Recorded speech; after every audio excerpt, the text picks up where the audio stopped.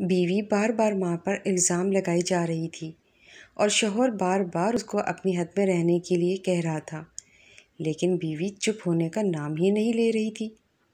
بار بار زور زور سے چیخ چیخ کر کہہ رہی تھی، اس نے انگوٹھی ٹیبل پر ہی رکھی تھی اور تمہارے اور میرے علاوہ اس کمرے میں کوئی نہیں آیا۔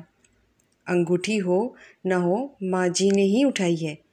بات جب شوہر کی برداشت سے باہر ہو گئی تو اس نے بیوی کے گال پر ایک زوردار تمانچہ دے مارا۔ اب 3 ماہ پہلے ہی تو شادی ہوئی تھی۔ بیوی سے یہ تمانچہ برداشت نہیں ہوا، وہ گھر چھوڑ کر جانے لگی اور جاتے جاتے شوہر سے ایک سوال پوچھا کہ تمہیں اپنی ماں پر اتنا یقین کیوں ہے؟ تب شوہر نے جو جواب دیا، اس جواب کو سن کر دروازے کے پیچھے کھڑی ماں نے سنا تو اس کا دل بھر آیا۔ شوہر نے بیوی کو بتایا کہ جب وہ چھوٹا تھا تب اس کے والد گزر گئے۔ ماں محلے کے گھروں میں جھاڑو پوچھا لگا کر جو کما پاتی تھی اس سے ایک وقت کا کھانا آتا تھا۔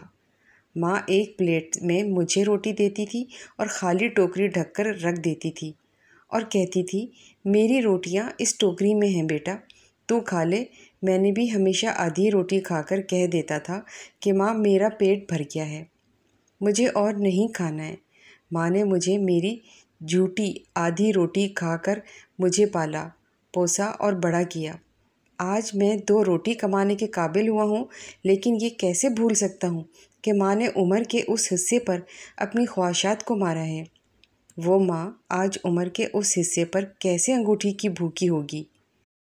اور آپ تو 3 ماہ سے میرے ساتھ ہو۔ میں نے تو ماں کی تپسیا کو گزشتہ 25 سالوں سے دیکھا ہے۔ یہ سن کر ماں کی آنکھوں سے آنسو جھلک اٹھے۔ وہ سمجھ نہیں پا رہی تھی کہ بیٹا اس کی آدھی روٹی کا قرض چکا رہا ہے یا وہ بیٹے کی آدھی روٹی کا قرض۔